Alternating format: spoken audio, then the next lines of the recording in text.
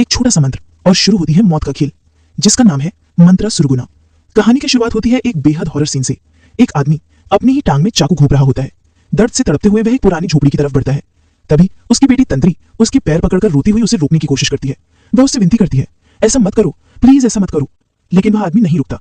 दर्द से कराहते हुए इस बार अपने कंधे में चाकू घोंप लेता है। तंत्री रो रो कर कहती रहती है, आप प्लीज रुक जाओ, ऐसा मत करो। लेकिन उसके पिता कोई जवाब नहीं देते, बस आंखें बंद कर तंत्री की सलामती और उसके फ्यूचर की कामयाबी के लिए दुआ करने लगते हैं। तभी झोपड़ी के अंधेरे कोने में कुछ क्रीपी सी हलचल होती है। एक बेहद डरावनी परछाई वहां दिखाई देती है। वह किसी इंसानी शक्ल की नहीं थी। ऐसा लगता था जैसे वह आदमी को मौत के लिए मजबूर कर रही हो। और फिर वह आदमी खुद को आग लगा लेता है। तंत्री के सामने उसका पिता चीखते चिल्लाते तड़प तड़प कर मर जाता है। कहानी अब कई साल आगे दिखाई जाती है, जहां तंत्री को एक बस में सफर करते दिखाया जाता है। वह एक स्टूडेंट हॉस्टल जा रही थी, आश्रम महासिस्वा। तंत्री को यहाँ स्कॉलरशिप मिली थी, लेकिन उसके हाथ पर आज भी वो जलने का निशान मौजूद था। हॉस्टल पहुंचने पर तंत्री नोटिस बोर्ड पर एक मिसिंग नोटिस देखती है। लूकी नाम का लड़का और अरुण नाम की लड़की दोनों लापता थे। यहाँ तंत्री को एक अजीब बात नजर आती है। अरुण ने ठीक वैसा ही नेकलेस पहना था जो तंत्री के गले में था। तभी दो लड़कियां फे और एस्टा उससे मिलने आती हैं। तंत्री हल्की मुस्कान के साथ बस हाय कहती है और अपने कमरे की तरफ बढ़ जाती है। जैसे ही तंत्री अपने कमरे का दरवाजा खोलती है, अचानक कोई डेमोनिक हाथ उसके कंधे पर आ जाता है। तंत्री डरकर पीछे मुड़ती है, लेकिन वह हाथ एस्टा का निकलता है। दरअसल एस्टा और फे तंत्री का कमरा देखने आई थी।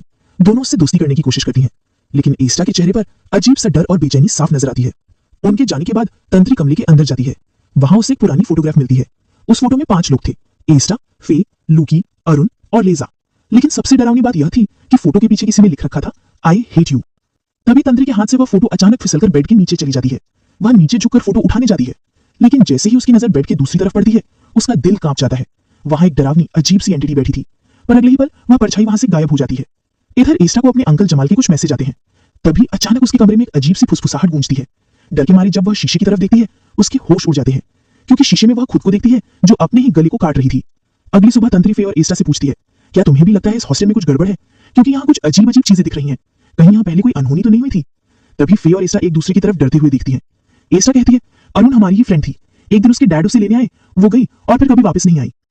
फे बताती है, हमारा दूसरा दोस्त लूकी, एक दिन वह भी गायब हो गया। उसके हाथों से उसका लिखा साइड नोट भी मिला था, लेकिन उसकी बॉडी कभी किसी को नहीं मिली, इसलिए हमें नहीं पता कि वह जिंदा है या मर चुका है, इसलिए उसका नाम मिसिंग रिपोर्ट में है। तभी वहां लीजा नाम का एक लड़का आता है। फे तंत्री से उसका इंट्रो करवाती है। यह वही 5वां लड़का था जो उस फोटो में था। थोड़ी देर बाद जब तंत्री बाथरूम में नहा रही होती है, तभी उसे अचानक महसूस होता है कि जैसे वहां कोई और भी मौजूद है। डरते डरते वो इधर उधर देखती है, मगर वहां कोई नहीं होता। पर जैसे ही वो नहाकर बाहर निकलती है, हम देखते हैं एक फीमेल एंटिटी बाथरूम के कोने में खड़ी थी। वैसे ये डरावनी घटनाएं अब सिर्फ तंत्री तक सीमित नहीं थी, फे भी इसका शिकार बनने लगी थी। उसी रात फे को अपने कमरे में अपनी ही परछाई दिखती है, लेकिन वो परछाई वैसी नहीं थी जैसी आमतौर पर होती है। उसकी आंखों से खून बह रहा था। फे डरकर वो जोर से चीखती है। उसी रात तंत्री के साथ एक अजीब घटना होती है। रात में तंत्री जब अपने पिता के दिए लॉकेट को पकड़कर उन्हें याद कर रही होती है कि ये उसके पिता द्वारा दिया गया एक अनमोल निशानी है, पर तभी तंत्री को नींद आने लगती है और उसे अपने सपने में एक विजन आता है। इस विजन में तंत्री साफ देख पाती है कि लूकी के साथ क्या हुआ था। लूकी ने कुछ तो बुरा किया था जिसे वो काफी रिग्रेट कर रहा था, और अंत में वो खुद को ही मार लेता है। लूकी की मौत में भी उसी डीमन का हाथ था जिसे आईने में देखा जा सकता था। उस डीमन की वजह से ही लूकी ने अपने आप को मार डाला था, और उसकी लाश वहां के एक कुएं में पड़ी थी। अगली सुबह जब तंत्री बाकी लोगों के साथ उस कुएं के पास जाती है, तो उसे वाकई में वहां लूकी की लाश मिलती है, यानी उसके विजन सच थे। यहाँ हम महेश नाम के एक लड़के को भी देखते हैं जो वहां की फोटो ले रहा था। इधर फे भी अपने साथ हुई घटना का जिक्र एस्टा से कर रही होती है। तभी वहां तंत्री आ जाती है। अब चूंकि लूकी की लाश को तंत्री ने खोजा था, इसलिए एस्टा को ऐसा लगता है कि तंत्री शायद वो सब देख सकती है जो आम इंसान नहीं देख सकते। इसलिए फे और एस्टा उसे अरुण के बारे में भी पता लगाने कहते हैं। ये तीनों रेजा के साथ कार में अरुण के घर जाने लगते हैं, लेकिन तभी महेश आकर तंत्री को रोककर पूछता है कि उसे किसने बताया कि लूकी की लाश कुएं में है। महेश के ऐसा पूछने से रेजा और महेश में हाथापाई हो जाती है। यहाँ हम समझ पाते हैं कि रेजा और महेश में किसी बात को लेकर प्रॉब्लम है, जो हमें आगे पता चलेगी।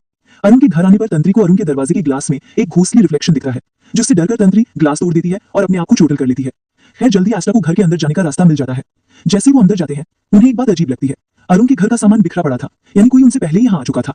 रेजा को यहाँ महेश्वर शक होता है। उधर तंत्री अचानक से किसी अदृश्य शक्ति के वश में आ जाती है। तभी उसे फिर से वही फीमेल डीमन दिखती है जो उसे कमरे की ओर आने का इशारा करती है। उस कमरे में जाने पर तंत्री को वहां के फ्लोर पर कुछ रिचुअल के साइन मिलते हैं। तंत्री वहीं बैठकर अजीब तरह के स्पेल्स को पढ़ने लगती है, जिससे उस सर्कल के बीचों बीच तंत्री को एक किताब मिलती है। तभी वहां एस्टा आ जाती है, जिससे तंत्री अपने होश में वापस आती है। यहाँ सभी देखते हैं कि उस रिचुअल साइन में उन सभी का नाम लिखा हुआ था। इन सभी को ऐसा लगता है कि अरुण ने शायद कोई रिचुअल अधूरा छोड़ दिया है, जिस वजह से शायद अरुण की मौत हुई है। इसलिए वो लोग तंत्री को इस रिचुअल को पूरा करने बोलते हैं, क्योंकि उन्हें पूरा यकीन है कि तंत्री इन सभी को हैंडल कर सकती है। उनका ऐसा सोचना था कि शायद इस रिचुअल को पूरा करने से बाकी लोगों की जान बच जाए, या कम से कम पता तो चल जाएगा कि ये रिचुअल किस लिए किया गया है। इसलिए ये सभी उस सर्कल पर अपना अपना खून गिराकर इस रिचुअल को वापस से स्टार्ट करते हैं। जल्द ही तंत्री ट्रांसलेट में चली जाती है और उनके सामने फीमेल डीमन आती है। वो उन्हें बोलती है, तुम्हें मुझे यहाँ बुलाने और हेल्प मांगने का कोई हक नहीं है। तुमने जो कुछ भी मांगा है उससे एक श्रापित मंत्र एक्टिवेट हो गया है और अब तुम डेविल के सर्वेंट बन गए हो। फिर वो डीमन रिवील करती है कि उसने बहुत पहले 5 पापियों पर अपना कर्ज लगाया था। वो बताती है, मैं उनकी पत्नियों, बेटियों और वंशजों को अपना शिकार बनाऊंगी और उनकी लाइफ को अपने कर्ज से उनके मरने तक परेशान और हॉन्ट करती रहूंगी। तंत्री उससे रिक्वेस्ट करते हुए पूछती है कि उसे और कितनी जिंदगियां चाहिए। इस पर डीमन कहती है, तुम सबने अपनी ही गलतियों से सब कुछ बर्बाद कर दिया है, मैं तुमसे तुम्हारा सब कुछ छीन लूंगी। इस डीमन की धमकी से सबकी हालत खराब हो चुकी थी। वो लोग वहां से निकल जाते हैं। एस्टा के कहने पर रिजा एस्टा को उसके अंकल के घर ड्रॉप करता है और बाकी 2 लड़कियों को उनके हॉस्टल तक ड्रॉप करता है। पर यहाँ से निकलते वक्त उसे अपने कार के रिवर्स कैमरा में वही डीमन दिखती है जो अचानक कार के अंदर आकर रिजा को चोक करके मारने की कोशिश करती है, लेकिन फे और तंत्री के वहां आने से रिजा बच जाता है। दूसरी तरफ एस्टा जब अपने घर जाती है तो उसके अंकल सो रहे होते हैं, इसलिए एस्टा चुपके से अपने अंकल के कपड़े का एक टुकड़ा और अंकल के दाढ़ी के कुछ बाल काट लेती है। इसी दौरान उसके अंकल की आंख खुल जाती है और वो एस्टा के हाथ में कैंची देखकर भड़क जाता है। यहाँ हमें यह जान पड़ता है कि एस्टा का अंकल उसके बचपन से ही एस्टा के साथ गलत काम करता रहा था। आज भी वो एस्टा के साथ वही सब करता है। दूसरी तरफ ये डीमन फे को भी डरा रही थी। उसी रात तंत्री एक और विजन देखती है। इस विजन में वो डीमन एस्टा के अंकल का गला दबाकर मार रही थी। इसका मतलब था कि एस्टा ने अपने अंकल का क्लॉथ और बाल लेकर उस किताब की मदद से कुछ तो रिचुअल किया था, जिससे उसके अंकल इस डीमन का शिकार बन गए थे। इसलिए तंत्री जब एस्टा के रूम में वो किताब मांगने जाती है तो वो देखती है कि फे भी एस्टा के साथ ही वही थी। तंत्री एस्टा से ये किताब वापस मांगने लगती है क्योंकि तंत्री समझ चुकी थी कि इस किताब का इस्तेमाल किसी के लिए भी खतरनाक हो सकता था। पर शायद एस्टा भी ये बात समझ चुकी थी, इसलिए वो ये किताब तंत्री को देने से मना कर देती है। यहाँ फे रिवील करती है कि एस्टा का अंकल इतना बुरा इंसान था कि एक बार एस्टा को अपना अबॉर्शन तक कराना पड़ा था, इसलिए उन्होंने सही किया। तंत्री को यहाँ समझ आ जाता है कि ये दोनों गलत राह पर हैं, इसलिए वो वहां से चली जाती है। खैर, उसी रात तंत्री जब सो रही होती है तो एक आत्मा उससे मदद मांगती है। अब अगले दिन खबर आती है कि एस्टा के अंकल नहीं रहे और इससे एस्टा बहुत ही ज्यादा खुश थी। तंत्री ने भी अपना ये ग्रुप छोड़ दिया था। तंत्री को अकेला देकर महेश उससे बात करने जाता है, जहां महेश उसे बताता है कि वो लोग अच्छे नहीं हैं, हमेशा कुछ अजीब काम करते हैं। महेश को लगता है कि अरुण के गायब होने में उनका ही हाथ है। यहाँ महेश तंत्री को बताता है कि रिजा और लुकी ने आपस में शर्त लगाई थी कि कौन अरुण के साथ सबसे पहले इंटीमेट होगा और उसकी फोटो साझा करेगा। और रिजा फाइनली अरुण के साथ उसकी गंदी तस्वीर लुकी के साथ शेयर कर देता है ताकि वो लुकी से अपने शर्त के पैसे ले सके। पर यह फोटो हर तरफ सर्कुलेट हो जाती है। इस वजह से अरुण बहुत ज्यादा हर्ट और डिस्टर्ब हो गई थी। यहाँ तंत्री को लगता है कि शायद ये एक वैलिड रीजन हो सकता है अरुण के द्वारा किए गए रिचुअल के पीछे का, ताकि इन सबसे बदला लिया जा सके। यहाँ गौर करने वाली बात यह थी कि आस्था बचपन से खुद एक विक्टिम थी, लेकिन वो अरुण के सपोर्ट में आवाज तक नहीं उठाई। इस स्टोरी को सुनकर हमें समझ आता है कि लुकी टारगेट क्यों हुआ था और इस ग्रुप के क्या कारनामे थे। अब यहाँ महेश तंत्री को उसकी क्लिक किए कुछ फोटोज दिखाता है, जिनमें हम देख पाते हैं कि तंत्री के पीछे अरुण की आत्मा भी थी। इसके अलावा महेश के पास अरुण के भी कुछ फोटोज थे, जिसके पीछे हम उसी डीमन को देख पा रहे थे। इसे देख तंत्री कहती है कि ये डीमन सुरगना है, जिसका नाम तंत्री ने उस दिन किताब में पढ़ा था। पर यहाँ महेश और तंत्री को आपस में बात करते हुए देख एस्टा गुस्से से भर जाती है, क्योंकि एस्टा महेश को चाहती थी। मौके का फायदा उठाकर वो चुपके से तंत्री के रूम में घुसकर उसके बाल कपड़े वगैरह ले लेती है ताकि उस पर भी सुरगना का कर्ज डाल सके। फिर यहाँ एस्टा को ऐसा करने से रोकने की कोशिश करती है, लेकिन एस्टा फे पर भी बहुत भड़क जाती है। इसके बाद एस्टा अपने कमरे में जाकर अपना रिचुअल शुरू करती है, पर वो पोजेस्ड हो जाती है। इधर फे लगातार एस्टा से रुकने की विनती करती रहती है, जिससे गुस्से में एस्टा पोजेस्ड हालत में बाहर आकर फे के भी कुछ बाल नोच लेती है। डरकर फे यहाँ से भागती है, लेकिन अब डीमन भी उसके पीछे आती है। अचानक फे हवा में उड़ने लगती है और हमें वो डीमन भी दिखती है जो वहां फे से उसकी खुद की ही आंखें उड़वा देती है। रिजा भी फे के पीछे ही था, जो नीचे से ये सब दिख रहा था। यहाँ से सीन वापस महेश और तंत्री पे फोकस करता है, जहां तंत्री ये जानना चाहती थी कि अरुण के पास ये किताब आई कहां से थी। पर तभी तंत्री वापस से विजन देखना स्टार्ट करती है और इस बार वो पास्ट का एक और विजन देख पाती है। इस विजन में 5 मर्द एक औरत के साथ गलत कर रहे थे, जिसके बाद इस औरत ने इसी किताब में उन 5 का नाम लिखकर अपने खून की बूंदों से इस कर्ज को एक्टिवेट करके उन 5 को श्राप दिया था। उस कर्ज के मुताबिक उन 5 की जिंदगी कभी सुकून वाली नहीं रहेगी। उन 5 की बीवी शापित होंगी, बेटियां शापित होंगी और उनकी आने वाली नस्ल यानी उनकी पीढ़ी भी शापित रहेगी। ऐसा कर्ज देने के बाद वो औरत हवा में उड़ती है और फाइनली जल जाती है। तब से ही सुरगना का श्राप चल रहा है, जो इससे जुड़े कई लोगों पर आ चुका है। तंत्री होश में आकर रिवील करती है कि उन 5 मर्दों में से एक तंत्री के दादाजी भी थे, यानी ये श्राप तब से चलता आया है और इसीलिए तंत्री के पिता भी इसी श्राप के शिकार हुए, जबकि वो एक अच्छे इंसान थे और तंत्री भी कहीं ना कहीं इसकी चपेट में है। यहाँ महेश कहता है कि शायद कुछ समय के लिए ये स्पेल रुक गया था, लेकिन जब रिवेंज लेने के लिए अरुण ने इस मंत्र को फिर से पढ़ा तो ये फिर से एक्टिवेट हो गया और अब उन्हें ये देखना था कि अरुण या उसकी बॉडी कहाँ है। इस दौरान सुरगना एस्टा के पीछे नजर आती है और कहती है कि इस मंत्र ने उसे यहाँ बुलाया है। यहाँ एस्टा उसे तंत्री का नाम बताती है।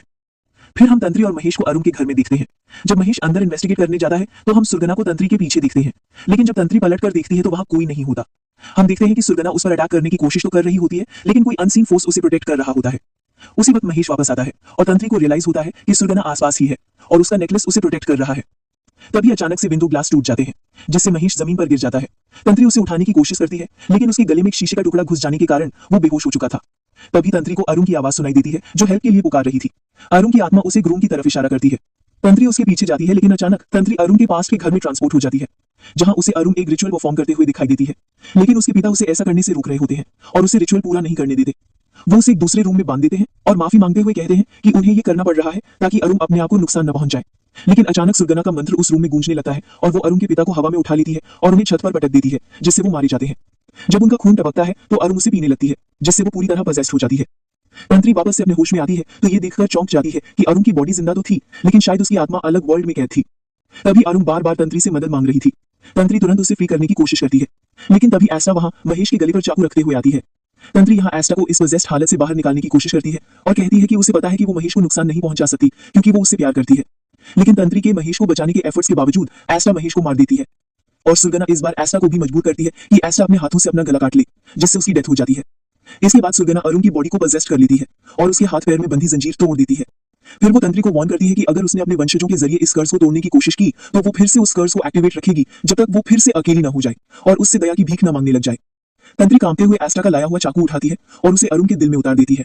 उसकी आंखों से आंसू बह रहे होते हैं। वो अरुण से माफी मांगती है, मगर अरुण बदले में मुस्कुराते हुए तंत्री को थैंक यू कहती है क्योंकि अब वो आजाद थी। कुछ दिन बाद तंत्री को पता चलता है कि रेजा कोल वायलेंस के इल्जाम में गिरफ्तार कर लिया गया है। ये सुनकर तंत्री की आंखें खुशी से भर आती हैं। अगले सीन में तंत्री उस श्रापित किताब को लेकर खड़ी होती है। वो गहरी सांस लेती है और उसे आग के हवाले करने का फैसला करती है। किताब जलती है और तंत्री राहत की सांस लेती है।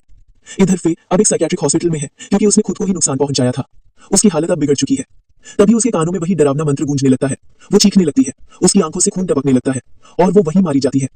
उधर जेल में रेजा मंत्र के असर में आकर अपना सिर सलाखों पर बार बार मारता है और वहीं अपनी जान दे देता है। दूसरी तरफ बस में सोई हुई तंत्री की आंख खुलती है। वो ये देखकर दंग रह जाती है कि उसके हाथ में वही किताब फिर से मौजूद थी जिसे उसने अपनी आंखों के सामने जलाया था। डरते हुए वो पीछे मुड़कर देखती है। पीछे बस की सभी सीटों पर मरे हुए लोग बैठे थे, ठंडी आंखों से उसे घूरते हुए। इधर अरुण अपने रूम में दिखाई देती है। वो जैसे ही पलटती है उसकी आंखें खून जैसी लाल हो जाती हैं। यहीं से साफ होता है कि ये साइकिल दोबारा शुरू हो चुकी है और ये कहानी यहीं खत्म हो जाती है। मुझे ये मूवी पर्सनली बहुत अच्छी लगी। अगर आपको कोई क्वेरी है इस मूवी के रिगार्डिंग तो मुझे कमेंट बॉक्स में बताएं। फिर मिलती हूँ नेक्स्ट वीडियो में। Till then goodbye, take care.